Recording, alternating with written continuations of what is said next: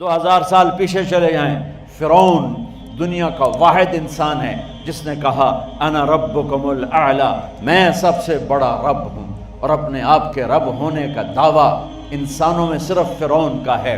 اس کی باندی مسلمان ہو گئی، موسیٰ علیہ السلام کا کلمہ پڑھ لیا، ایمان چھپتا نہیں، وہ پتہ چل گیا۔ فرعون نے اس کو پکڑوایا، اس کی 2 بچیاں، ایک دودھ پیتی ایک ساتھ چلتی، اور اس نے اپنے دربار میں کڑاہ میں تیل ڈلوایا، نیچے آگ لگوائی، تیل ابلنے لگا۔ جب وہ پوری طاقت سے ابلنے لگا تو اس نے فرعون نے اس عورت سے، اس باندی سے کہا یہ آگ تیرے سامنے ہے، جلتا ہوا تیل، موسیٰ کے رب کو مانے گی تو پہلے تیری بچیوں کو جلاؤں گا، پھر تجھے جلاؤں گا، اور اگر مجھے رب مانے گی تو تیرے گھر کو سونے چاندی سے بنا دوں گا، تیرے گھر کو سونے چاندی سے بھر دوں گا۔ اللہ کا پا لینا یہ میری آپ سب کی معراج ہے، اور اللہ کو کھو دینا میرے آپ سب کے لیے ہلاکت اور تباہی ہے۔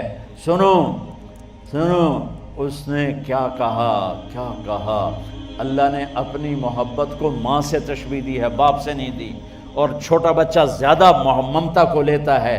وہ کہنے لگی فرعون یہ تو میری 2 ہیں، میری 100 ہوتی تو اللہ کے نام پہ آج میں قربان کر دیتی۔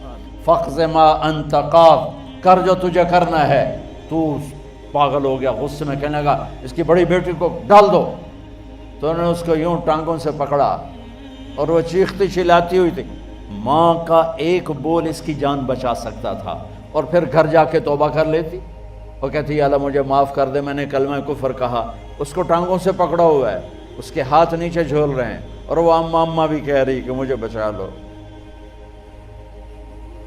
ماں نے اپنی آنکھوں سے بچی کو تیل میں یوں ڈوبتے دیکھا، اور پھر وہ ابھری جیسے مچھلی تلنے کے لیے، جیسے مچھلی تلی جاتی تو باہر آ جاتی، اوپر آ جاتی، تو وہ ایسے بلبلے اٹھ رہے تھے۔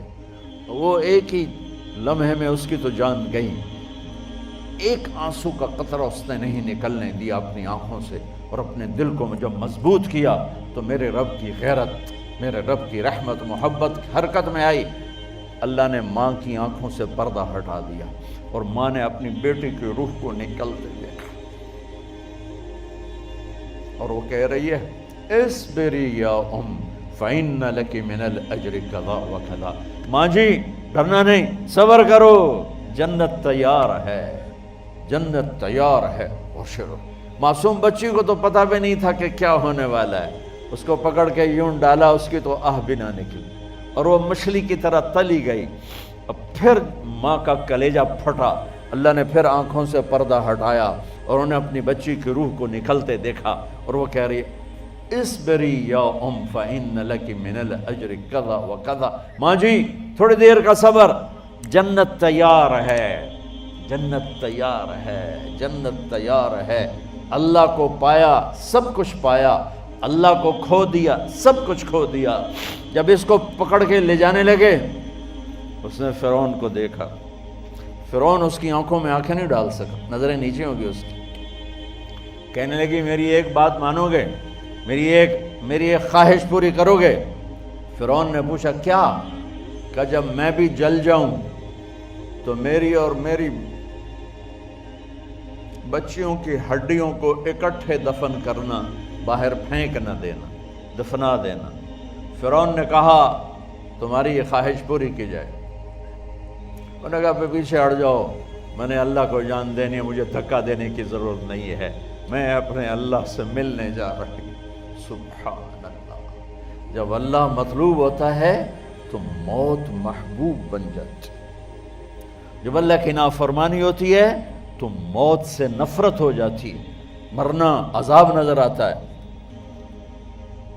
وہ چھلانگ مار گئی، اللہ اکبر کا نعرہ لگاتی ہوئی، ہڈیاں ادھڑ گئیں، گوشت ادھڑ گیا، ہڈیاں باقی رہ گئیں۔ فرعون نے کہا ایک ہی جگہ ڈال دو، سب کو دفن کر دو۔ دفن 2000 سال کے بعد بچوں بچیوں، 2000 سال کے بعد موسیٰ علیہ السلام کے 2000 سال کے بعد جناب رسول اللہ صلی اللہ علیہ وسلم دنیا میں تشریف لائے۔